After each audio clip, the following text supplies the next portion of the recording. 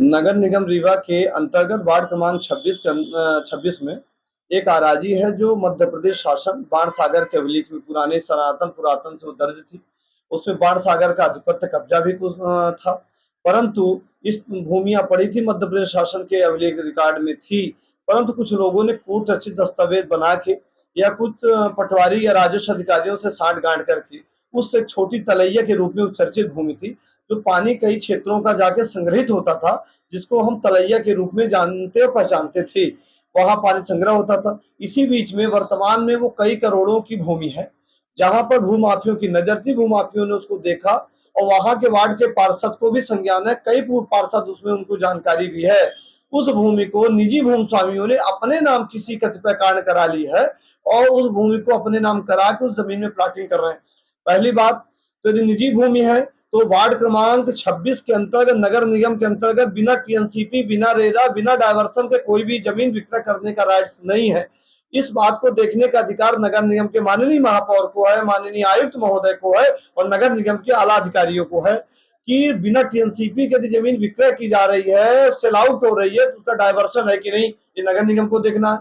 दूसरी बात, यदि मध्य प्रदेश शासन की भूमि है, ये चर्चा का विषय है और इस संदर्भ में बाणसागर के अभिलेख में कभी दर्ज रही है या कि मध्य प्रदेश शासन अभिलेख में दर्ज रही, तो निश्चित तौर से राजस्व अधिकारियों को अनुभाग अधिकारियों को, राजस्व लैंड ऑफिसर को उस भूमि को देखनी चाहिए कि ये जो भूमि है, ये भूमि हमारे रिकॉर्ड में है या कभी थी। यदि थी तो इस संदर्भ में उस जमीन का प्रति परीक्षण करा के और इसकी अपील माननीय उच्च न्यायालय में या संबंधित जिला न्यायालय में या सिविल न्यायालय में फोरम में दायर करने का अधिकार जिला प्रशासन को भी है, तहसीलदार को भी है। इसलिए कि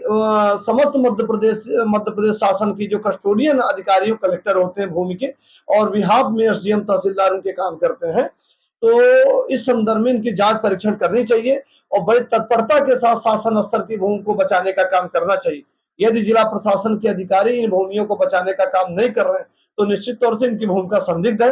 और जिला प्रशासन, राजस्व अधिकारी और तहसीलदार यदि इस भूमि को बचाने का काम नहीं कर रहे हैं, जो वास्तव में मध्य प्रदेश शासन ने कतिपय कभी भूमि मान लीजिए टूटी बस निजी भूमि में दर्ज हो गई या कि कोई चढ़वा लिया, हो सकता है कई बार आप देखे होंगे कि निजी भूमियां मध्य प्रदेश शासन के अभिलेख में दर्ज हो जाती हैं, तो माननीय अनुभाग अधिकारी, अनुविभागीय अधिकारी के यहाँ खसरा सुधार के आवेदन लगते हैं, उसके प्रकरण चलते हैं। इसी प्रकार राजस्व की भूमियों को बहुत सारे लोगों ने अपने नाम भी दर्ज करा लिया है कब्जे के आधार में, पटवारियों से साठगांठ करके या राजस्व अधिकारियों से मिलके या किन्हीं कारणवश ये, परंतु इस भूमि को बचाने के लिए एसडीएम को और माननीय तहसीलदार महोदय को,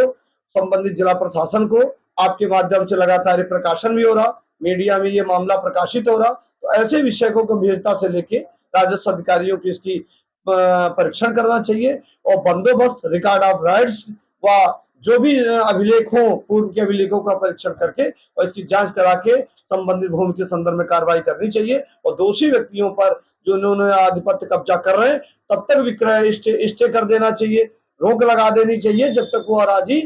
पर निराकरण वैधानिक रूप से नहीं हो जाता कि आखिर भूमि किसकी है, किसके आधिपत्य में है, तब तक वो जमीन विक्रय नहीं होनी चाहिए और नगर निगम प्रशासन को बिना टीएनसीपी, बिना रेरा के विक्रय पर रोक लगानी चाहिए। पूरे मामले तक